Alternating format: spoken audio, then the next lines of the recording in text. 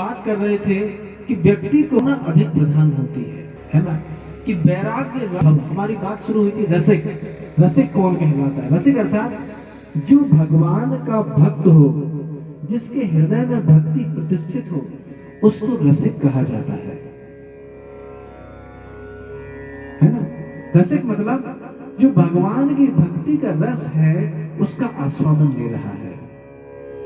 जब हम भगवान की कथा का श्रवण करते हैं तो हमें भगवान की भक्ति का आनंद आने लगता है ना। जैसे अभी आप विगत 1.5 घंटे से कथा सुन रहे हैं, आपको ऐसा लग रहा है कि क्या टाइम पास चल रहा है, बोरियत हो रही है, ऐसा कुछ लग रहा है क्या? नहीं, बड़ी आनंद चल रहा है। ऐसे ही सुखदेव गोस्वामी को कथा कहने में आनंद आ रहा था और परीक्षित महाराज और अन्य ऋषियों को सुनने में आ रहा था। फिर ये बताते हैं गोकर्ण जी, पहला लक्षण हुआ कि इस देह को और इस देह के संबंध से इस संसार को अनित्य समझो, वैराग्य को धारण कियो, और क्या करो, रसिकों का, जो अच्छे भक्त हैं, जिन्होंने भक्ति अपने हृदय में धारण कर रखी है, उनका संग करो। दूसरा उपाय बता रहे हैं, क्या करो? धर्मं भजस्स सततं त्वज लोक धर्मा, सेवस्स साधु पुरुषान् जहि काम तृष्णा, अन्यस्य दोष गुण चिंतनमाशु भुक्त्वा, सेवा कथा रसमहो नितराम पिबत्वम्। कितनी गंभीर बात कही। धर्मं भजस्स सततं, लोक धर्मा त्यज, अपने धर्म का सतत पालन करो। जैसे भक्तों ने बताया है कि नियमित रूप से 16 माला का जप करना चाहिए। हमारे श्रील प्रभुपाद सिखा के गए हैं कि सभी भक्तों को क्या करना है। जो भी भक्त अपना कल्याण करना चाहता है इसी जीवन में, तो कम से कम 16 माला का नित्य प्रति क्या करना चाहिए, उसको हरे कृष्ण महामंत्र का जप करना चाहिए। और क्या करे, कभी मांसाहार, मदपान, नशा इत्यादि ना करे, पर स्त्री पर पुरुष संग ना करे, व्यभिचार कभी ना करे, जुआ ना खेले, इन 4 चीजों को बिल्कुल कभी ना करे। और क्या करे, भगवान का नाम जप करे। तीसरी चीज, भगवान को भोग लगा के ही खाए। केवल ये 3 चीजें करेगा तो भक्ति उसके हृदय में अपने आप दिन प्रतिदिन बढ़ती ही जाएगी। क्या करे? और सेवस्स साधु पुरुषान् जहि काम तृष्णा, जब व्यक्ति साधु पुरुषों की सेवा करता है तब व्यक्ति काम तृष्णा को जीत पाता है। हृदय में काम, क्रोध, लोभ, मद, मत्सर, ईर्ष्या, इनके शत्रु बैठे हुए हैं। इनको कैसे जीता जाए? जब हम साधुओं की सेवा करते हैं तो क्या होता है, हम इससे मुक्त हो जाते हैं। इसी प्रकार से अन्य दोषों को भी चुन चुन के हटा देना चाहिए। और क्या करना चाहिए? सबसे महत्वपूर्ण बात, अगर हमें भक्ति करनी है तो सबसे महत्वपूर्ण बात क्या है? सेवा कथा रसमहो नितराम पिबत्वम्। कि सेवा कथा रसम अहो, आह, कितना अच्छा आनंद है इस कथा में। इसको नितराम, नितराम मतलब सम्यक रूप से, पिबा, पियो। कथा सुनने की वस्तु नहीं है, पीने की वस्तु है। जैसे कोई अच्छा बढ़िया सी शिखरणी हो, या श्रीखंड हो, या छाछ हो, या लस्सी हो, या बढ़िया रबड़ी हो, तो उसको पीने में कैसा आनंद आता है। ठीक इसी प्रकार से कोई अगर सुखधर वक्ता हो और जो निष्काम भाव से भगवान की कथा को श्रवण करा रहे हैं, तो उसका तो एक अलग ही आनंद होता है। इसलिए कह रहे हैं कि जो सेवा कथा रसमहु नितराम पिबत्वम्, कि इसको नितराम पूरा पूरा आनंद पूर्वक इस कथा को क्या करना चाहिए, पीना चाहिए। इस प्रकार से गोकर्ण जी ने अपने पिता को आज्ञा दी कि आप वैराग्य को धारण करते हुए, संतों की सेवा करते हुए 10वें स्कंद का नित्य पाठ करें। गोकर्ण के पिता आत्मदेव ने घर गृहस्थी का त्याग कर दिया और वन में चले गए। वन में जाके 10वें स्कंद का नित्य पाठ करने लगे। नित्य पाठ करते करते उनके हृदय में बड़ी आनंद की, भक्ति का लहर आ गई। और उन्होंने भगवान को प्राप्त किया। इधर धुंधली थी, जो धुंधकारी की मां थी, धुंधकारी तो बड़ा आताताई हो गया। अब वह वेश्यालय में भी जाने लगा, सारा मांस मदिरा जो जो ऐब होते हैं सब ऐब करने लगा। एक दिन आता है घर पे, अपनी माता की छाती पे चढ़ जाता है और जलती हुई लकड़ी को माँ को दिखाते हुए बोलता है, अरे माँ बता, तूने किस चूल्हे किस चक्की के नीचे अपने सोने के हीरे जवाहरात छिपा रखे हैं, निकाल। अगर नहीं निकालती है तो अभी मैं तुझे मारता हूं। इस प्रकार से अपनी माता की वह गुस्सा करने लगा, निंदा करने लगा, उनको पीटने लगा। जो माता पूजनीय है, प्रथम गुरु है, जिससे ही हर बालक क्या है या बालिका सारा ज्ञान, प्रथम ज्ञान प्राप्त करती है, जिसकी पूजा वंदना करनी चाहिए, उसी को वो पीटने लगा। धुंधली तो परेशान हो गई, पास में ही एक कुआं था, उसमें जाके गिर गई, मर हो गई। धुंधकारी तो अब अकेला हो गया। क्या करता है, अपने ही घर में 5 वेश्याओं को ले आया। 5 वेश्याओं को लेकर उन्हीं के साथ में रहने लगा। वेश्या उनसे बोलते कि आज हमारे लिए ऐसी साड़ी लाओ, तो वो कहीं से चुरा करके वैसी साड़ी लाता। कोई कहती ऐसे गहने लाओ, ऐसे ही गहने। एक दिन ये 5 वेश्याओं के लिए बहुत सारे सोने के हीरे जवाहरात लाया, बहुत सारे आभूषण लाया। उन लोगों ने, जितनी वेश्याएं थी, उन्होंने एकजुट होकर के मंत्रणा की कि देखो आज ये बहुत सारा धन लाया है, हो ना हो राजा के सिपाही ढूंढते हुए आज नहीं तो कल यहाँ आ ही जाएंगे, और जितना भी यहाँ पे सोना चांदी है और माल मत्ता है ये ले ही जाएंगे।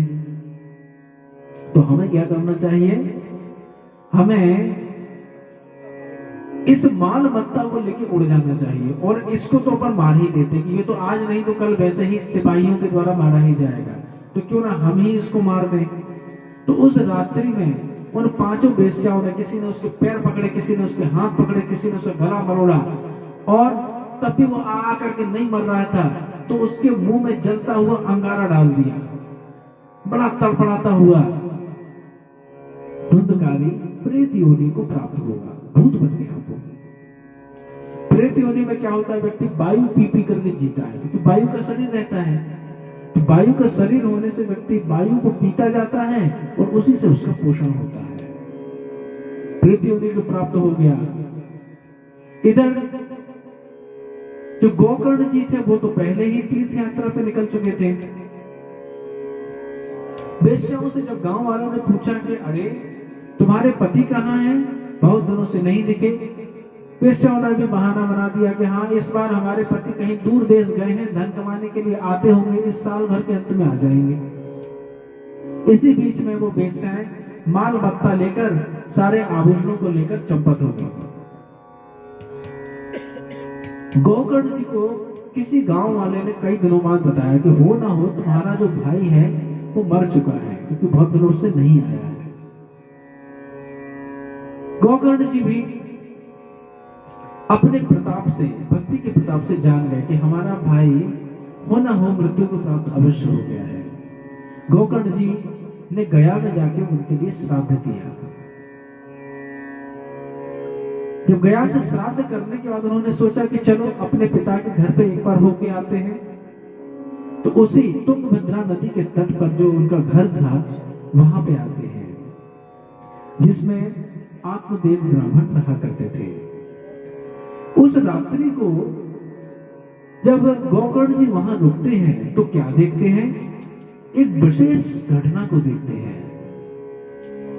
गोकर्ण जी ने देखा कि वो उनका जो भाई धुंधकारी है अब प्रेत योनि को प्राप्त हो गया है। वह धुंधकारी कभी मेढ़ा बन के आया, कभी बड़ी सी भेड़ बन के आ रहा है, कभी हाथी बन के आ रहा है, कभी भैंसा बन के आ रहा है, कभी देवता बन के आ रहा है, कभी मनुष्य बन के आ रहा है, कभी अग्नि सी जल रहा है। इस प्रकार से अनेक बहुत सारे भयानक भयानक रूप दिखा रहा है। गोकर्ण जी समझ गए कि ये हो ना हो कोई भूत प्रेत योनि को प्राप्त हुआ बद्ध जीव है। गोकर्ण जी ने अपने कमंडल में से, गोकर्ण तो संत थे, उन्होंने कमंडल में से जल निकाला, उसको अभिमंत्रित किया हरे कृष्ण महामंत्र से और भी भगवान के नामों से, और उसके ऊपर छिड़क दिया। उस प्रेत के ऊपर जैसे ही छिड़का, प्रेत में बोलने की शक्ति आ गई। उससे पहले प्रेत बोल नहीं पा रहा था। वह बोलता है कि हे भ्राता, हे गोकर्ण जी, मैं आपका बड़ा भाई हूं, धुंधकारी। देखो ना, मैं अपने अनाचार के कारण मैंने अपना ब्राह्मणत्व तो नष्ट कर दिया, मैं पापाचारी हो गया, मैं वेश्याचारी हो गया। देखो मेरी बहुत दुर्गति हुई, इन वेश्याओं ने मुझे इसी घर में गाड़ दिया था। मैं प्रेत योनि को प्राप्त हुआ हूं और मैं बहुत पीड़ा प्राप्त कर रहा हूं। जब इस प्रकार से गोकर्ण जी को कहा, गोकर्ण जी तो बड़े आश्चर्य में हो गए कि अरे, मैंने तो तुम्हारे निमित्त से गया में पहले ही श्राद्ध कर दिया है। पुराणों में ऐसा चर्चा आती है कि अगर कोई व्यक्ति ये केवल मन में संकल्प कर ले कि मैं इस अमुक आत्मा का, जीवात्मा का गया में जाके श्राद्ध करूंगा, अभी श्राद्ध किया नहीं है, संकल्प किया है, मात्र सोचा है, उतने मात्र से ही उस जीव का क्या हो जाता है, कल्याण हो जाता है। लेकिन धुंधकारी कह रहा है कि अरे, एक क्या, तुम अगर सैकड़ों ऐसे गया में जाके श्राद्ध करो तो भी मेरा कल्याण नहीं होने वाला। इसका तात्पर्य यह है, एक संत बता रहे थे कि ये जो धुंधकारी था, इसका गोत्र क्या था? इसका गोत्र तो अलग था, ये बहन का बेटा था, आत्मदेव का गोत्र तो था नहीं। तो जो गोत्र, क्योंकि जब हवन पूजन किए जाते हैं या किसी को तर्पण दिया जाता है तो गोत्र बड़ा आवश्यक होता है कि कौन से कुल में इसका जन्म हुआ है। तो जो गोत्र बोला जा रहा था वो गोत्र इस तक पहुंच ही नहीं रहा था, इसलिए जो भी पिंड की आहुतियां दी जा रही थी तो कोई भी इसके पास नहीं पहुंच रही थी, है ना। इसी कारण से क्या हो रहा था, इसी कारण से गया में एक क्या सैकड़ों श्राद्ध भी किए जाएं तो भी इस तक नहीं पहुंचेंगे। इसीलिए धुंधकारी प्रेत योनि से मुक्त नहीं हुआ। फिर क्या करें? गोकर्ण जी तो बड़े परेशान हो गए। गोकर्ण जी रात भर पुराणों को पलटते रहे कि क्या उपाय निकाला जाए। सुबह होकर उस तुंगभद्रा नदी के तट पर जो ग्राम था, उसमें जितने भी विप्रगण थे, विद्वान लोग थे, यतिगण थे, उनसे पूछते हैं कि आप ही लोग बताइए कि हम अपने इस प्रेत योनि प्राप्त धुंधकारी की मुक्ति कैसे करें। कोई नहीं बता पा रहा था। गोकर्ण जी ने अपने प्रताप से सूर्य की गति को रोक दिया। सूर्य देवता जो चक्कर लगा रहे थे उनको रोक दिया। सूर्य देवता वहां पर प्रकट होते हैं चमचमाते हुए। सूर्य देवता को सभी लोग प्रणाम कर रहे हैं। गोकर्ण जी ने सूर्य देवता से पूछा, हे नारायण, हे सूर्य नारायण, आप कृपा करके बताइए कि इस धुंधकारी का प्रेत योनि से कैसे उद्धार हो। तो वहां पर सूर्य देव बताते हैं, श्रीमद् भागवतां मुक्ति सप्ताहं वाचनं कुरु इति सूर्यवचः सर्वै धर्मरूपं तु विश्रुतम्। श्रीमद् भागवतानु मुक्ति, कि श्रीमद् भागवत से ही मुक्ति होगी। सप्ताहं वाचनं करो, यानी श्रीमद् भागवतम का जो सप्ताहम पाठ है उसकी विधि को तुम अपनाओ। तो इस प्रकार से सूर्यदेव ने बताया। फिर क्या था, गोकर्ण जी स्वयं व्यास बने कथा कहने के लिए। सारे जितने नगर के लोग थे, तुंगभद्रा नगर के सभी लोग उस कथा में आए। गोकर्ण भी वहां पे एक बांस गाड़ दिया था। बांस में 7 गांठें थी, तो एक गांठ में जाके बैठ गया। कथा प्रारंभ हुई। गोकर्ण जी जैसे ही सुबह से लेकर शाम तक उन्होंने कथा की, लेकिन शाम को एक विशेष घटना वहां पे देखते हैं। क्या देखते हैं? दिनांते रक्षते गाथा तदा चित्रम बभूवः वंशे का ग्रंथि भेदो अभूत शब्दम पश्यताम सताम।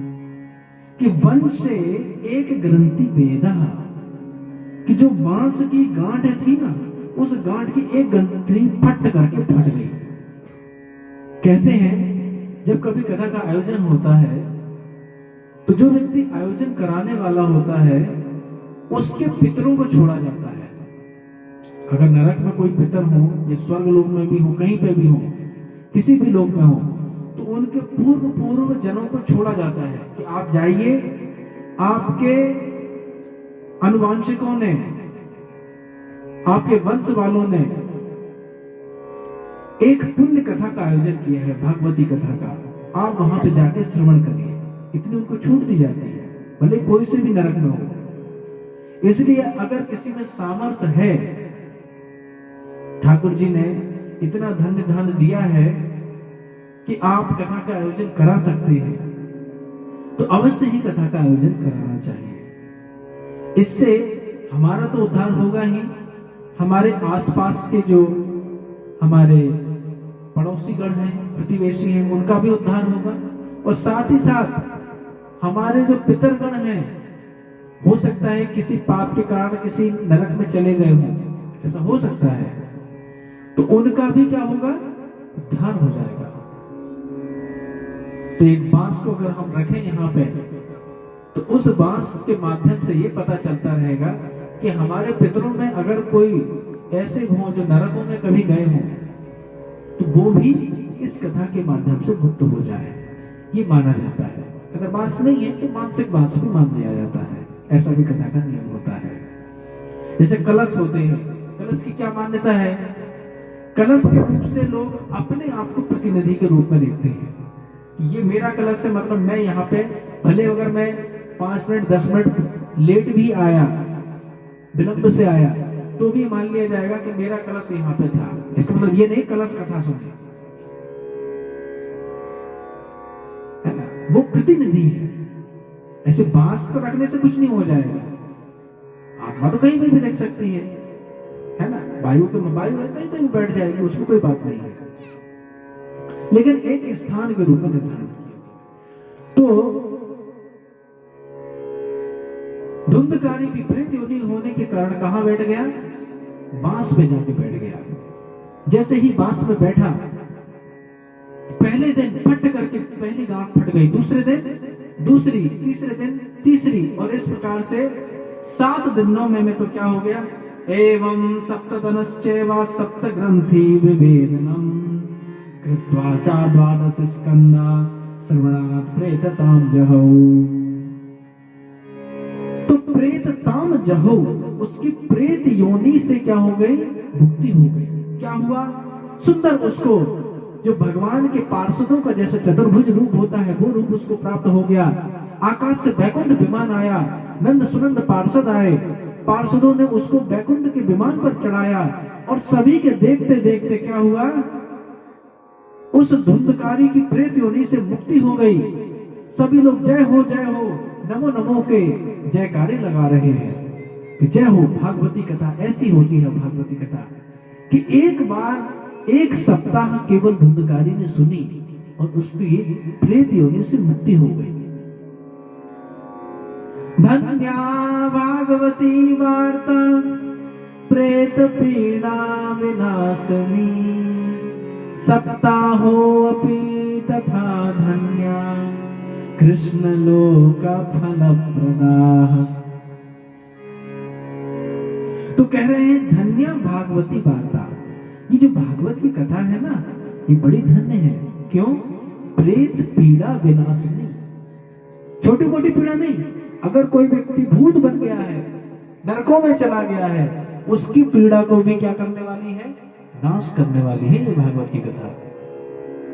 सप्ताहों अपि तथा धन्य, 1 सप्ताह मात्र अगर कोई मननशील होकर निधिध्यास पूर्वक निरंतर चिंतन पूर्वक अगर इस कथा को सुन लेता है दत्त चित्त करके, तो क्या होता है, कृष्ण लोक फल प्रदाः, वह जीव भगवान के धाम में क्या हो जाएगा, पहुंच जाएगा। कितनी बड़ी बात है। तो ये है कथा का प्रभाव। जब इतने दिन तक ऐसी कथा हुई तो ये क्या हुआ, बड़े आनंद में रहा। लेकिन गोकर्ण जी को आनंद नहीं आया। क्यों? गोकर्ण जी सोच रहे हैं कि अरे यहाँ पे एक धुंधकारी ने थोड़ी केवल कथा सुनी, यहाँ तो सुनने वाले बहुत सारे लोग थे, पूरे गांव भर ने कथा सुनी थी। तो विमान एक क्यों आया, बाकी लोगों के लिए क्यों नहीं आया? उन्होंने नंद सुनंद जो पार्षद जा रहे थे ना, उनको जाते हुए रोक लिया। बोले एक मिनट, आप लोग एक बात बताते जाइए, हमारे मन में एक प्रश्न आया है। बोले क्या? कि कथा हुई, कथा में सभी श्रोताओं ने एक जैसी कथा सुनी, लेकिन मुक्ति केवल एक व्यक्ति की क्यों हो रही है? इनका प्रश्न है। अत्रैव बहवः सन्ति श्रोतारो मम निर्मलाः, अनीतानि विमानानि न तेषां युगपत्कुतः। श्रवणं समभागेन सर्वेषामिह दृश्यते, फलभेदो कुतो जातः प्रभवन्तु हरिप्रियाः। हे पार्षदों, हमें बताओ तो कि फलभेद क्यों हुआ? सबने कथा सुनी तो सबके लिए वैकुंठ विमान आना चाहिए था, लेकिन यहाँ तो वैकुंठ विमान केवल एक धुंधकारी के लिए आया। ऐसा क्यों?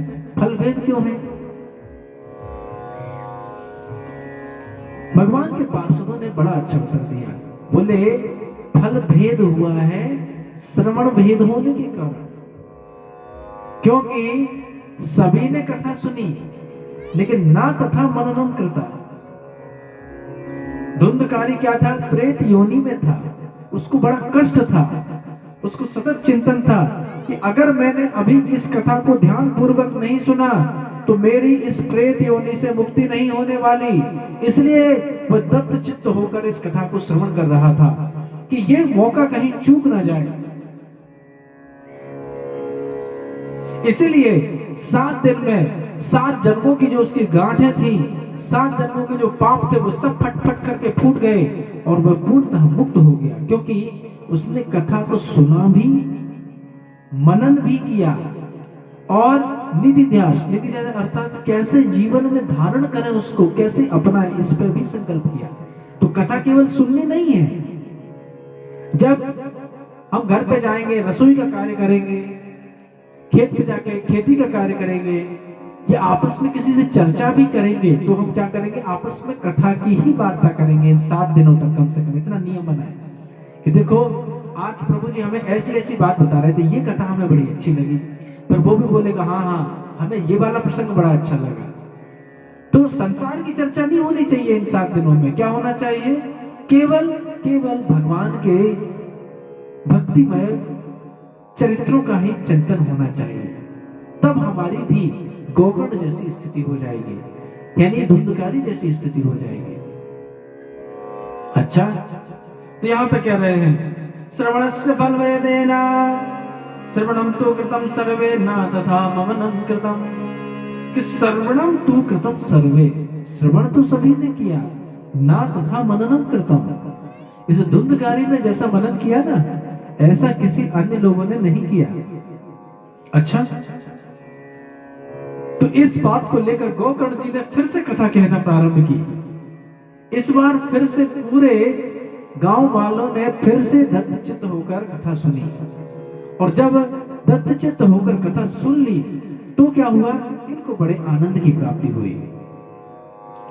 अब क्या देखते हैं, इस बार तो जो विमान आए थे, सैकड़ों विमान आए, जितने लोग बैठे थे उन व्यक्तियों के लिए उतने विमान वैकुंठ से आए।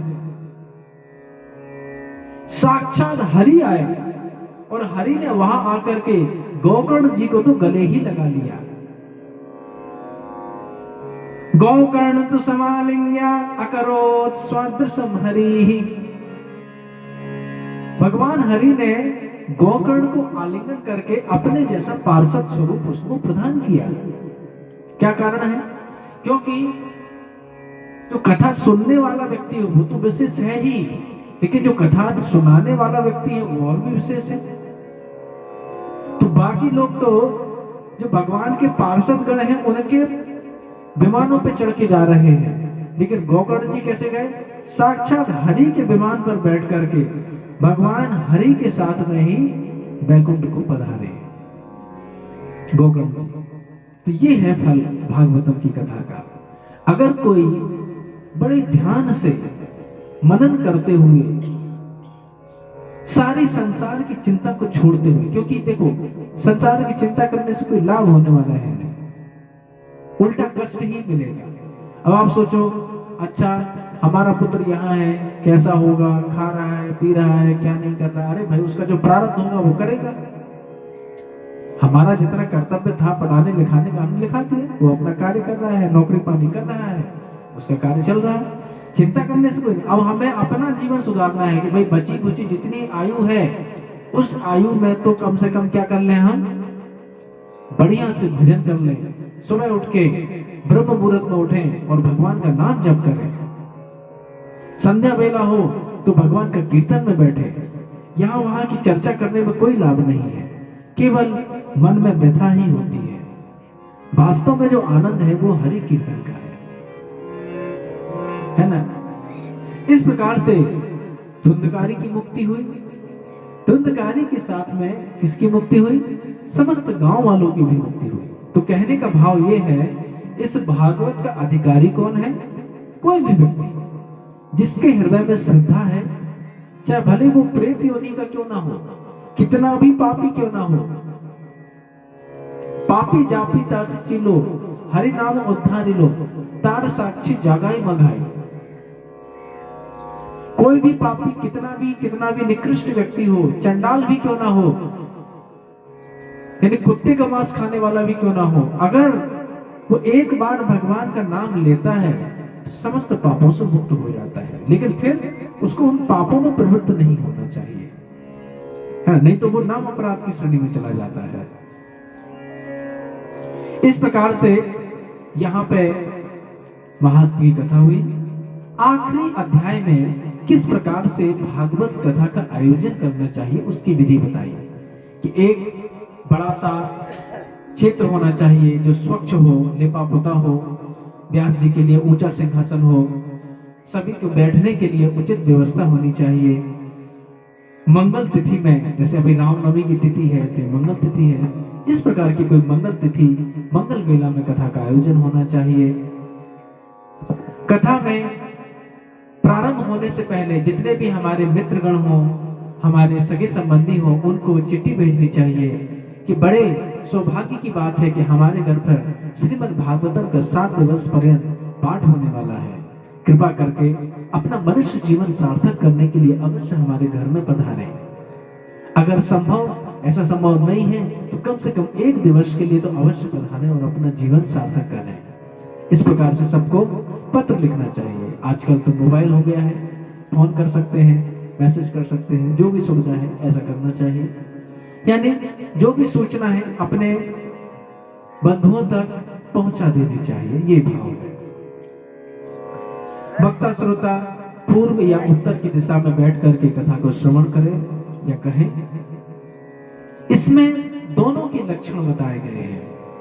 वक्ता के क्या लक्षण है, यानी जो कथा कहने वाला व्यक्ति है उसके क्या लक्षण है, और जो कथा कहने वाला या कथा सुनने वाला है उसके क्या लक्षण है, दोनों के। कथा सुनने वाले के लक्षण तो हमने देख लिए कि कोई भी श्रद्धावान व्यक्ति है वह है भागवत की कथा को क्या कर सकता है, सुन सकता है, भले वो कितना भी पापी हो, इससे कोई मतलब नहीं है ना। इससे कोई सरोकार नहीं है कि वो कितना पापी है, उसने पूर्व जन्म में क्या किया है। अभी उसके हृदय में भाव आ गया कि मुझे कथा सुनना है, बस इतने काफी है।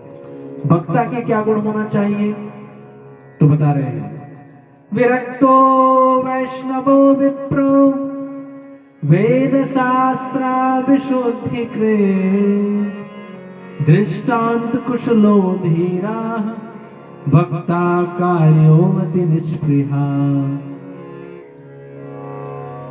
कह रहे हैं विरक्त, सबसे पहला गुण जो विरक्त कि किससे कथा सुननी है कि वह विरक्त होना चाहिए। विरक्त अर्थात घर गृहस्थी के जंजाल में तो बिल्कुल नहीं पड़ा होना चाहिए। कोई ग्रस्त हो सकता है लेकिन गृहस्थ की आसक्ति नहीं होनी चाहिए, कहने का तात्पर्य है। और अगर कोई सन्यासी है, कोई ब्रह्मचारी है जिन्होंने व्रत ले रखा है, उनसे सुने तो और भी श्रेष्ठ। तो विरक्त वैष्णव, आजकल तो अद्वैतवादी, इनको मायावादी कहा जाता है, उनके मुखारविंद से कभी भागवत नहीं सुननी चाहिए, वैष्णव होना चाहिए। यानी गुरु शिष्य परंपरा उसकी 4 संप्रदायों के अंतर्गत होनी चाहिए। रुद्र संप्रदाय, श्री संप्रदाय, ब्रह्म संप्रदाय, कुमार संप्रदाय। इन संप्रदायों से अगर संबंधित व्यक्ति है तो उन्हीं के मुखारविंद से कथा सुननी चाहिए। विरक्तः वैष्णवः विप्रः, ब्राह्मणत्व उसमें होना चाहिए, ब्राह्मणत्व के उसमें गुण विराजमान होने चाहिए कि दांत हो, यशस्वी हो, इंद्रियों को दमन करने वाला हो, ऐसा व्यक्ति। वेद शास्त्र विशुद्ध कृत, वेद और शास्त्र का पारगामी हो। यानी वेदों का क्या निष्कर्ष है। कई लोग हैं उनको वेद तो याद है, उनसे पूछो वेदों का सार क्या है तो बोलेंगे नहीं पता। तो ऐसे व्यक्ति से सुनने से कोई लाभ नहीं है। वेद का सार उसको मालूम होना चाहिए। तो वेद शास्त्र विशुद्ध कृत, दृष्टांत कुशलोह धीरा। ऐसे नहीं कि केवल पंडिताई झाड़े कि श्लोक पे श्लोक बाँचे जा रहे हैं और अर्थ बता ही नहीं रहे हैं। बड़ी बड़ी लाग लपेट की बात करने से कुछ नहीं होगा।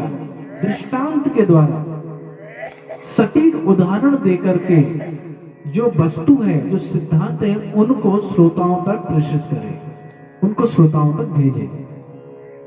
तो ऐसा व्यक्ति क्या होता है, वह वक्ता बनने लायक है। कार्यो अति निष्प्रिया, अति निष्प्रिया अर्थात हृदय में भौतिक लालसा तो होनी ही नहीं चाहिए। ऐसा व्यक्ति जो हो, अब जो लोग कथा से पहले ही अपनी डिमांड बता देते हैं कि हमें ये चाहिए वो चाहिए, ऐसे लोगों से तो कुछ नहीं होने वाला। यानी हृदय में केवल एक भावना हो कि श्रोताओं को इसलिए कथा सुनाई जाए कि जिससे उनको भक्ति प्राप्त हो। इस भावना से जो संतगण या विरक्त या कोई जो कथा सुनाता है, उसी कथा का लाभ होता है और किसी कथा का लाभ नहीं होता है। तो यहाँ पे इस तरीके से वक्ता के नियम बनाए।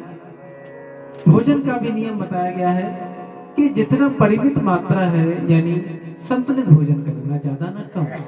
हो सके तो उपवास करके करें, शाम को केवल एक बार भोजन करें, जैसा जिसको निभाया हुआ है। यहाँ पे एक बड़ा अच्छा श्लोक है, भोजनम तु वरम मन्ये कथा श्रवण कारकम नोपवासो वरः प्रोक्ता कथा विघ्न करो यदि।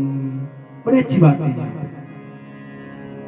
कह रहे हैं भोजनम तो वरम मन्ये, मैं भोजन को श्रेष्ठ मानता हूं यदि कथा श्रवण कारकम। अगर कोई व्यक्ति को भोजन करने के बाद कथा श्रवण में अच्छा लगता है तो भोजन ठीक है। हाँ, अगर भोजन करने का नींद आ जाती है तो भोजन ठीक नहीं है। फिर ना उपवास, अब कोई व्यक्ति उपवास करे और उपवास के कारण शरीर एकदम दुबला लटा हो गया, शरीर में शक्ति नहीं है, कुछ कर ही नहीं पा रहे, बैठते वही सो जाते हैं, तो ऐसे उपवास से भी कोई लाभ नहीं है।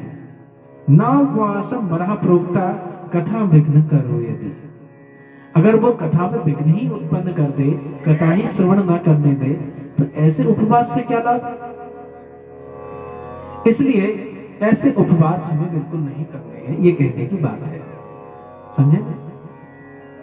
इस प्रकार से कथा में कैसे नियम होने चाहिए खाने पीने रहने के, कि ब्रह्मचर्य पूर्वक जो भी कथा यहाँ श्रवण कर रहे हैं तो 1 सप्ताह पर्यंत हो सके तो भूमि पर निवास करें और भोजन सरल से सरल रखें, गरिष्ठ भोजन ना करें, क्योंकि गरिष्ठ भोजन करने से शरीर थोड़ा कैसा हो जाता है, प्रमाद युक्त हो जाता है, आलस्य युक्त होता है।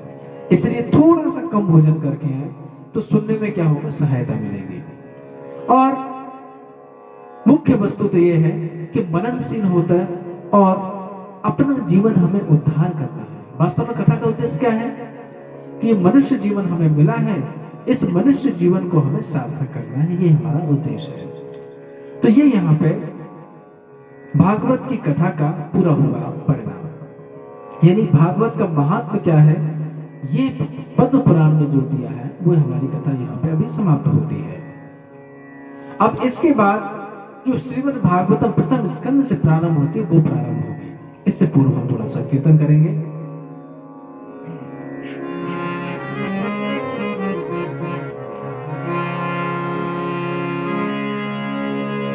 हरे कृष्णा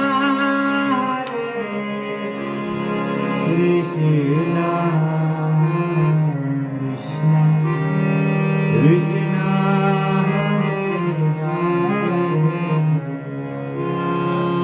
हरे राम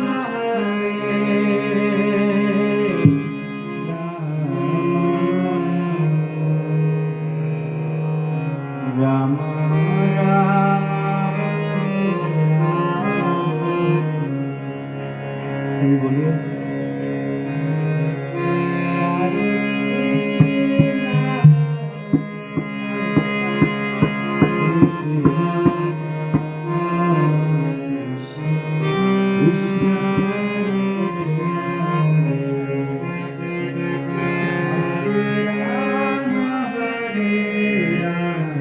सब लोग गाइए।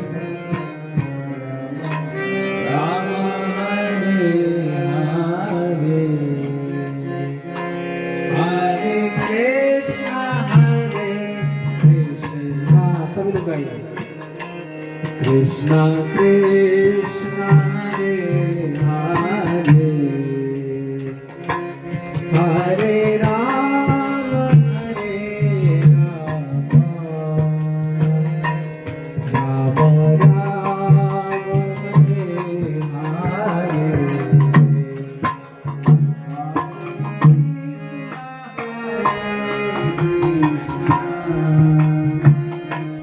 कृष्णा कृष्णा हरे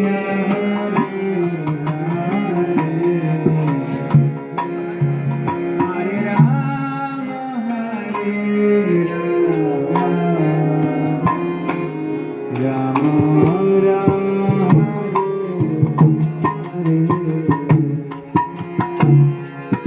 कृष्ण हरे कृष्ण कृष्ण कृष्ण हरे हरे हरे राम राम राम हरे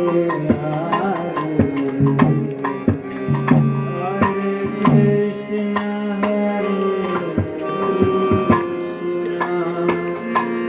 कृष्ण हरे राम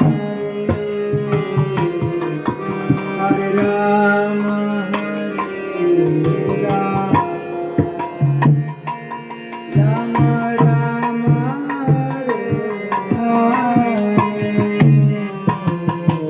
हरे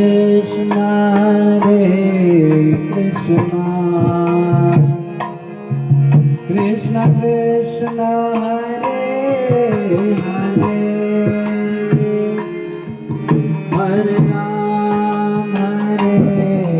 राम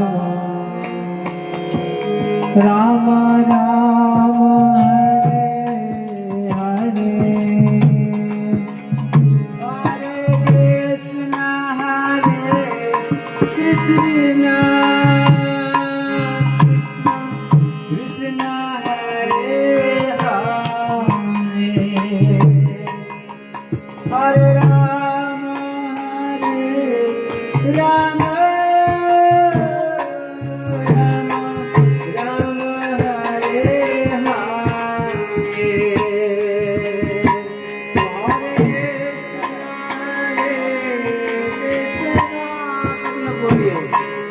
कृष्ण कृष्ण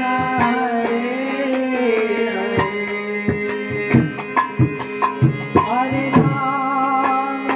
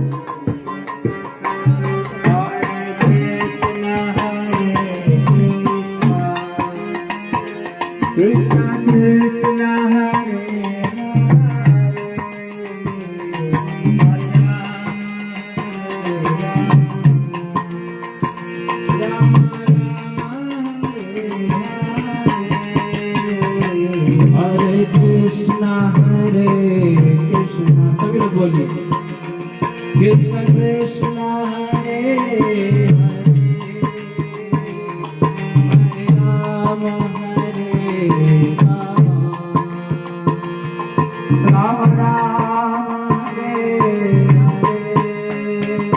हरे कृष्ण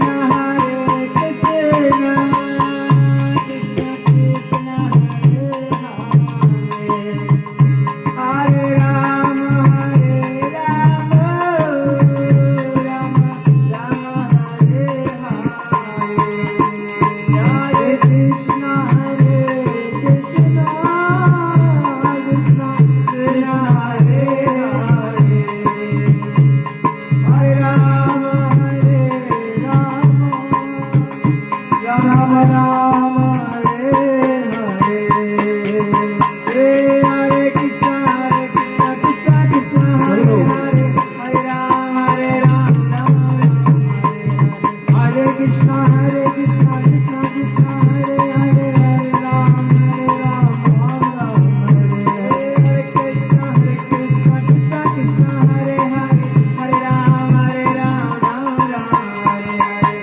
कृष्ण कृष्ण कृष्ण हरे हरे हरे राम राम राम हरे हरे कृष्ण कृष्ण कृष्ण हरे हरे हरे राम राम राम हरे हरे कृष्ण कृष्ण हरे हरे हरे राम राम राम हरे हरे कृष्ण कृष्ण कृष्ण हरे हरे हरे राम राम राम हरे कृष्ण कृष्ण कृष्ण हरे हरे हरे राम राम हरे हरे बोलिए हरे कृष्ण कृष्ण कृष्ण हरे हरे हरे राम राम हरे हरे हरे कृष्ण कृष्ण कृष्ण हरे हरे हरे राम राम हरे हरे हरे कृष्ण कृष्ण कृष्ण हरे हरे हरे राम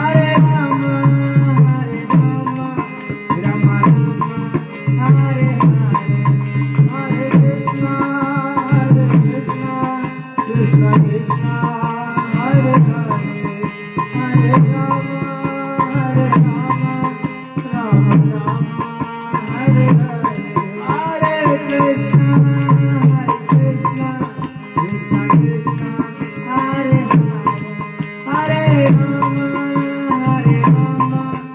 राम राम हरे हरे बोलिए ग्रंथराज श्रीमद् भागवतम की जय हरिनाम संकीर्तन की जय तो कलयुग में हमारे उद्धार के लिए वास्तव में सबसे सरल जो दो साधन है वो क्या है? एक तो है श्रीमद् भागवतम का पठन या श्रवण करना, दूसरा हरिनाम संकीर्तन। चैतन्य महाप्रभु बोलते हैं, उपनिषदों के वाक्यों को वो कहा करते थे अक्सर, हरे नाम हरे नाम एव केवलम कलौ नास्ति नास्ति नास्ति गतिरन्यथा। कि इस घोर कलिकाल में इस हरि नाम के अलावा हरे नाम 3 बार बोला। कोई वस्तु अगर 3 बार से बोली जाए ना तो इसको मतलब बहुत ज्यादा उसमें बल दिया जा रहा है। तो हरे नाम एव केवलम, एव शब्द भी लगाया और केवल भी लगाया। केवल यही है और यही है, इसके अलावा और कुछ नहीं है। नास्ति मतलब इसके अलावा और कुछ नहीं, गतिर अन्यथा, इसके अलावा तो और गति है ही नहीं। तो हम लोग जो कलयुग के जीव हैं, हम लोगों के लिए तो इस हरिनाम संकीर्तन और ये भागवत कथा, इन 2 चीजों के अलावा और कोई उपाय है ही नहीं। हरिनाम संकीर्तन में और भी सुलभता है। क्या है? चैतन्य महाप्रभु ने शिक्षा अष्टक में जो 8 वाक्य कहे उसमें दूसरा वाक्य बोले हैं, नाम कार्य बहुधा निज सर्व शक्ति कि नाम नाम आकारी निज सर्व शक्ति, कि भगवान ने अपनी सारी शक्ति इस, जैसे भगवान ने उद्धव को कहा था कि मैं अपने आप को स्वयं इस भागवतम में निहित कर रहा हूं और तुम इसके अधिष्ठाती भक्त होगे कि जो किसी को भी भक्ति दे सकते हो।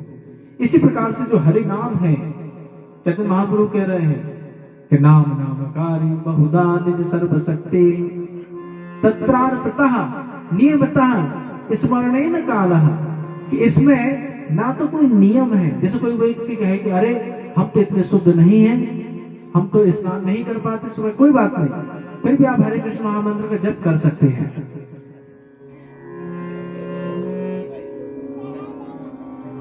अगर कोई कहे कि अरे हम में इतनी शुद्धता नहीं है, हम तो चंडाल वंश में जन्मे हैं, हम तो निम्न कोटि में जन्मे हैं, कोई बात नहीं, कोई भी व्यक्ति भगवान की भक्ति कर सकता है, समझे ना। तो वही यहाँ पे बोल रहे हैं क्या, नाम नाम अकारी बहुधा निज सर्व शक्ति, की भगवान ने अपनी सारी शक्ति इसमें समाहित कर दी है। तत्रार्पितः नियमतः स्मरणेन कालः, इसमें कोई ना नियम है ना कुछ कि काल कौन से, जैसे गायत्री है वो त्रिसंध्या में ही जपी जाएगी, हर समय नहीं कर सकते आप, लेकिन भगवान नाम में कोई जप नहीं है। लेकिन फिर भी भगवान कह रहे हैं कि तत्रापि दृश्यम महदसा, कि मेरे में इसके प्रति अनुराग ही उत्पन्न नहीं हुआ। ऐसे ही हमारी दुर्दशा है कि हमें इतना सुलभ साधन यहाँ पे, बस 10-5 मिनट और कथा करेंगे फिर इसके बाद समाप्त करते हैं, 5 मिनट और बैठ जाइए, समापन का ही समय है। तो कह रहे हैं कि तत्रार्पिता नियमिता स्मरणेन कालः, ये भक्ति में कितनी अच्छी बात है, विशेष रूप से हरि नाम संकीर्तन में, कि ना तो नाम में कोई कमी है, भगवान ने पूरी शक्ति दी है, और इसमें कोई नियम और काल भी नहीं है। तो अब हम श्रीमद् भागवतम का जो प्रथम 3 श्लोक हैं उनका थोड़ा सा मन विचार कर लेते हैं। इसके आधार हमारा जो आज का जो प्रसंग है कि भागवतम में क्या है वो पता चल जाएगा। भागवतम का मंगलाचरण प्रारंभ करते ही व्यासदेव, मंगलाचरण 3 प्रकार के होते हैं, आप सभी जानते हैं, आशीर्वादात्मक, वस्तु निर्देशात्मक और नमस्कारात्मक। यहाँ पे जो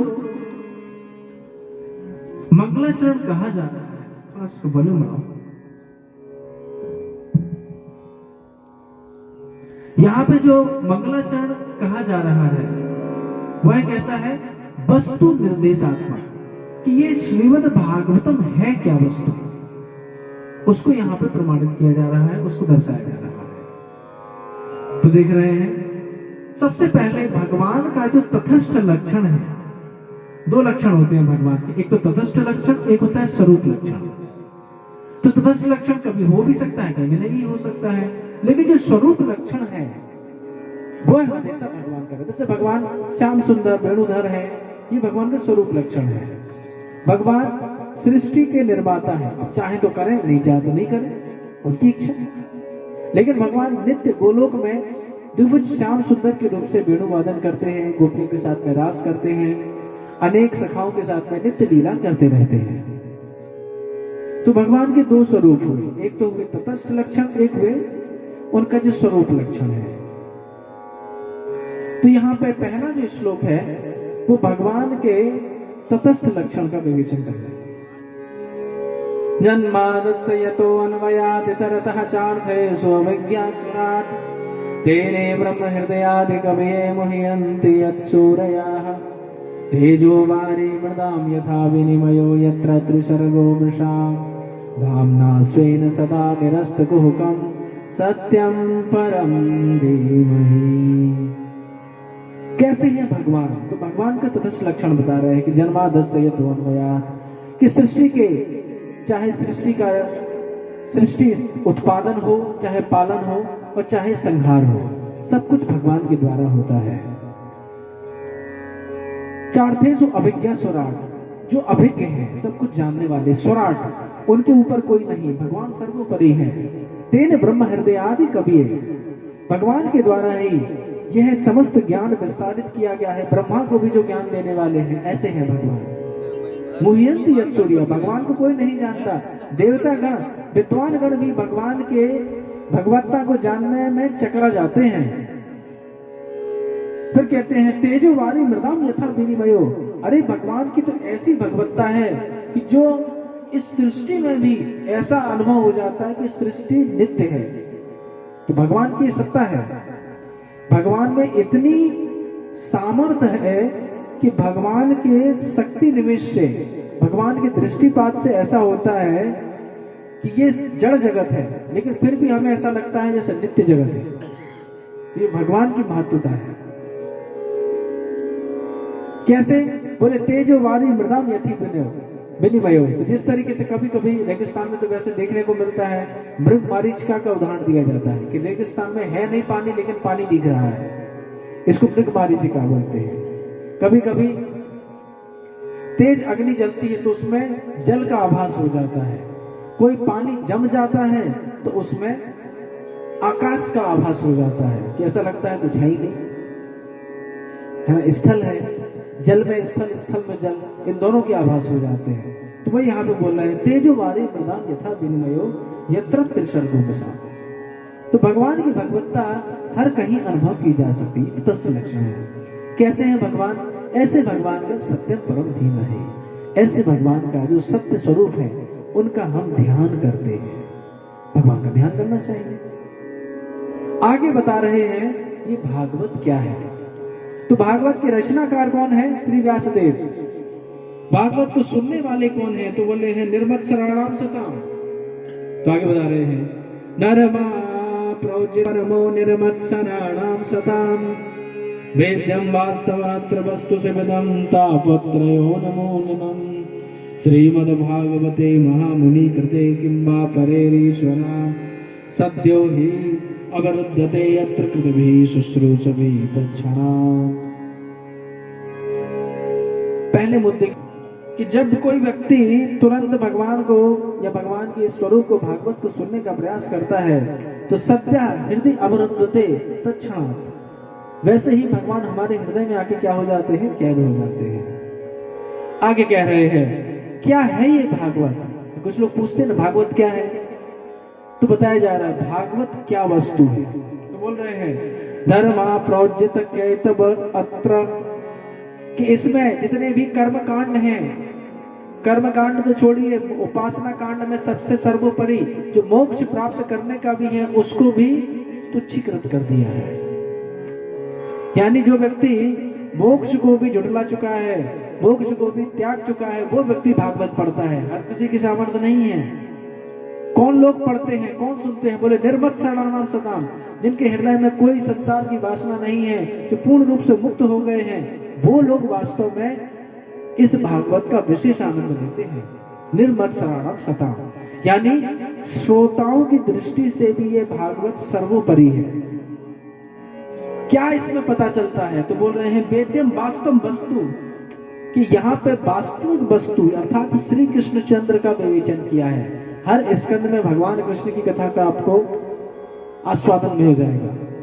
तो वेद्यम वास्तवम अत्र वस्तु, यानी जो वास्तविक वस्तु, वस्तु यानी जिसका अनुभव किया जाता है, भगवान कृष्ण, वह आपको यहाँ पे मिलेंगे। शिवदम, जो परम कल्याणकारी है। तापत्रयोन्मिलनम, जैसे कोई व्यक्ति भागवत सुनता है उसके तापत्रय क्लेश अग्नि सब शांत हो जाती है। रचनाकार की दृष्टि से भी ये सर्वोपरि है। बोले क्यों? बोले श्रीमद् भागवते कृते महामुनि कृते, श्रीमद् भागवते महामुनि कृते, यानी श्रीमद् भागवत का जो निर्माण है वो किसने किया है? साक्षात व्यासदेव। व्यासदेव कौन है? भगवान के शक्तावेश अवतार हैं। भगवान के कई अवतार हैं, 6 प्रकार के अवतार बताए गए हैं। कला अवतार, अंश अवतार, पुरुष अवतार, गुण अवतार, लीला अवतार, मनवंतर अवतार, शक्तावेश अवतार। तो ये शक्तावेश अवतार है, यानी भगवान ने व्यास जीव के ऊपर एक विशेष शक्ति निर्धारित की है कि वह परे, और फिर दूसरे शास्त्रों की क्या आवश्यकता है? जब ये परम शास्त्र हमें प्राप्त हो ही गया है तो और शास्त्रों की हमें बिल्कुल आवश्यकता नहीं है। अब आखिरी श्लोक जो इनका मंगलाचरण का है तो वर्णन पूरा करते हैं। निगम कल्पतरुगलितम फलम सुगमुखाद्रवत संयुतम पिबत भागवतम रसमालयम मुहुरहो रसिका भूमि भावुका। क्या है ये भागवत? भागवत है पका हुआ फल। निगम कल्पतरु, कल्पतरु अर्थात जो स्वर्ग के वृक्ष होते हैं उनको कल्प वृक्ष, कल्पतरु कहा जाता है। जो निगम रूपी अर्थात वेद रूपी जो कल्प वृक्ष है उसका ये गलितम फल, पका हुआ फल। जैसे कहा जाता है पेड़ का सार किसमें होता है? फल में। तो वेदों में सार नहीं है, सार किसमें है? भागवत में। तो निगम कल्पतरु गलितम फलम, कैसा है ये फल? और फल में भी अगर कोई फल सुखदेव गोस्वामी के द्वारा किसी सुख के द्वारा कोई फल चख लिया जाए तो अति सुस्वादु हो जाता है, सुस्वादु हो जाता है।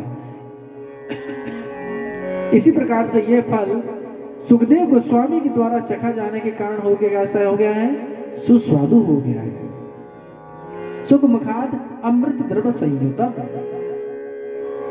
तो इसलिए बोल रहे हैं पिबता, इसको पान करो। पान क्यों करो? कोई कहेगा अरे इसमें क्या गुठली छिलका नहीं है क्या? आम में तो गुठली होती है, छिलका भी होते हैं। तो बोले ना, बोले ना तो इसमें गुठली है ना छिलका है, केवल रस ही रस है। पिबत भागवतम रसमालयम, ये रस ही रस है और कुछ इसमें ना तो गुठली है ना छिलका है। इसलिए बोल रहे हैं मुहु मुहु मुहु अहो। तो बार बार इसका एक बार कोई बोले अरे हमने तो पिछले हफ्ते ही कथा सुनी है कहीं पे जाके, अब क्यों सुने? बोले नहीं, बार बार सुनने की वस्तु है। मुहु मुहु अहो रसिका भूमि भाविका, यानी इस पृथ्वी पर अनेक संत ऐसे हैं जो इस कथा का नित्य आस्वादन कर रहे हैं। उनको इस कथा का आस्वादन करने की आवश्यकता, उनके माध्यम से इस कथा को आस्वादन करने की आवश्यकता। यानी ये भागवत क्या है? वेदों का सार है, पका हुआ फल है। इसको कहीं से भी खाओ, चाहे प्रथम स्कंद से चाहे 12वें स्कंद से, सब जगह से आनंद ही आनंद मिलेगा। और सुखदेव गोस्वामी के द्वारा कहने पर, कहने का भाव है नारायण ने व्यास देव जी को दिया, नारायण ने नारद मुनि को दिया, ब्रह्मा को दिया, ब्रह्मा ने नारद मुनि को दिया, ब्रह्मा ने व्यास देव को दिया और व्यास देव ने सुखदेव गोस्वामी को दिया। और सुखदेव गोस्वामी के माध्यम से गुरु से परंपरा के माध्यम से हम तक प्राप्त हुआ है। तो इस प्रकार से आज की कथा में मंगलाचरण समाप्त हुआ। कल से भागवत भक्ति का महात्म, यानी भक्ति क्या वस्तु है उसका दर्शन किया जाएगा। परीक्षित जन्म की कथा आएगी।